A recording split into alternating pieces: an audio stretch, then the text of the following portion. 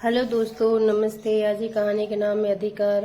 ममता जी की दो बहुएं थी, मंजरी और कंचन। मंजरी को ऐसा लगता था कि कंचन के आ जाने से मेरे अधिकार कम हो गए हैं।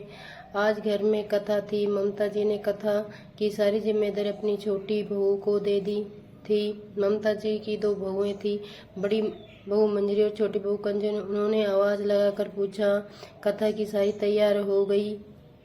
छोटी बहू ममता जी ने यह बात बड़ी बहू से ने पूछकर छोटी बहू से पूछी तो मन में एक टिस्सी उठ गई।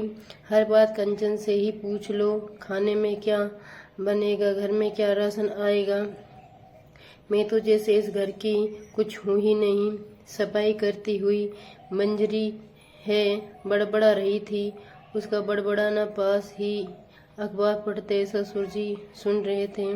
कुछ देर बाद वे मंजरी से बोले, क्या हुआ मंजरी बहू, तुम्हारा मूड आज कुछ खराब है क्या? नहीं बाबूजी, ऐसा कुछ नहीं। मंजरी ने यह कहकर बात टालनी चाहिए, मगर उनकी अनुभवी आंखों से वह बच नहीं सकी।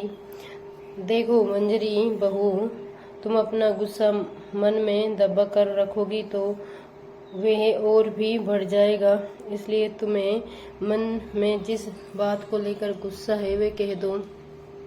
अपने ससुर जी के ये बात सुनकर उसके मन में सारा गुब्बारा शब्दों में फूट पड़ा। बाबूजी, आप लोग छोटी को स्नेह दे, सम्मान दे, इससे मुझे कोई परेशानी नहीं है, लेकिन अगर मेरे सारे अधिकारी उसे दे दें तो फिर मेरा क्या होगा? ये कहते हुए मंजरी की आंखें भर आईं। तभी उसकी सासू माँ यानी ममता जी वहाँ आ गई। मंजरी की आंखों में आंसू देख वे कुछ समझ नहीं पाई। वे कुछ पूछती उससे उसके पहले ही उसके पति ने उससे कहा, ममता जी, जो पहले आपकी मनोदशा थी वही आज बड़ी बहू मंजरी की मनोदशा है। मंजरी और ममता जी दोनों आश्चर्य से उसकी तरफ देखने लगे तो वे आगे बोली, मंजरी, तुम्हें आजकल छोटी बहू कंचन के आ जाने से जो महसूस हो रहा है ना, ऐसा ही तुम्हारी सास को भी महसूस होता था जब तुम नई नई इस घर में आई थी और सारे लोग हर काम के लिए तेरा ही नाम पुकारते रहते थे। तब ममता जी में यही लगता था कि सब लोग मुझे इग्नोर कर रहे हैं। तब ये हमेशा मेरे सामने मुंह फुलाकर एक ही बात बोलती रहती थी कि मेरे तो सारे अधिकार मंजरी ने छीन लिए। अब तो घर में सब उसकी मर्जी से ही होता है। अपने पति की बात सुनकर ममता जी हंसती हुई बोली, अरे आप भी क्या बीती बातें लेकर बैठ जाते हैं? किसी भी नए रिश्ते के आने से हमारे अधिकार कम नहीं होते, बल्कि हमारी जिम्मेदारियां कम हो जाती हैं। मुझे ये बात कुछ देर में समझ आई, मगर समझ आ गई। अब जाओ मंजरी, तुम पूजा की सामग्री जाकर देख लो। कंचन बहू तुम्हारी जैसी अनुभवी नहीं है। तुम सालों से घर की सारी पूजा होते देख रही हो। मंजरी मुस्कुराती हुई वहां से चली गई। उसने ऐसी कई चीजें अपनी देवरानी कंचन को याद दिलाई जो वे पूजा में रखना भूल गई थी।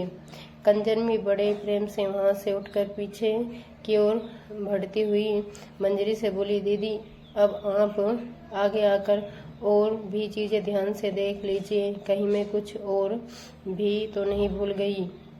देवरानी के इस विनम्र आग्रह से उसे भीतर तक स्नेह से भिगो दिया।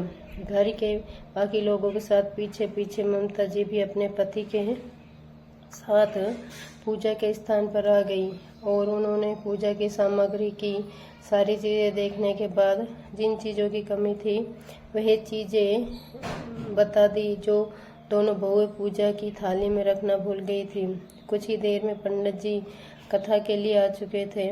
वे कथा की सारी उत्तम व्यवस्था देखकर प्रशंसा करने लगे तो ममता जी के पति बोले, पंडित जी से बोले, हमारे घर की सारी जिम्मेदारियां 3 जिम्मेदार और समझदार महिलाओं ने ले रखी है, इसलिए हमारे घर में हर चीज़ की तैयारी पूरी तरह अच्छी तरीके से होती है।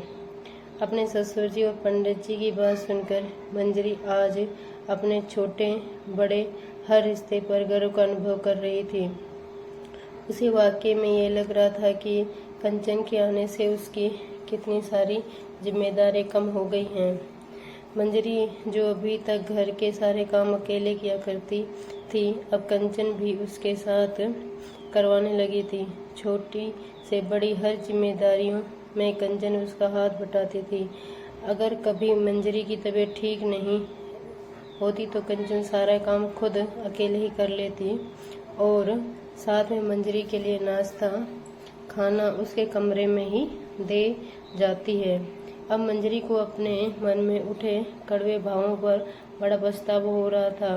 वे समझ गई थी कि नए रिश्ते के आने से जिम्मेदारियां बढ़ती हैं, अधिकार नहीं। मेरे अधिकार तो हमेशा से मेरे पास थे, ये समझने में मुझे जरा देर हो गई।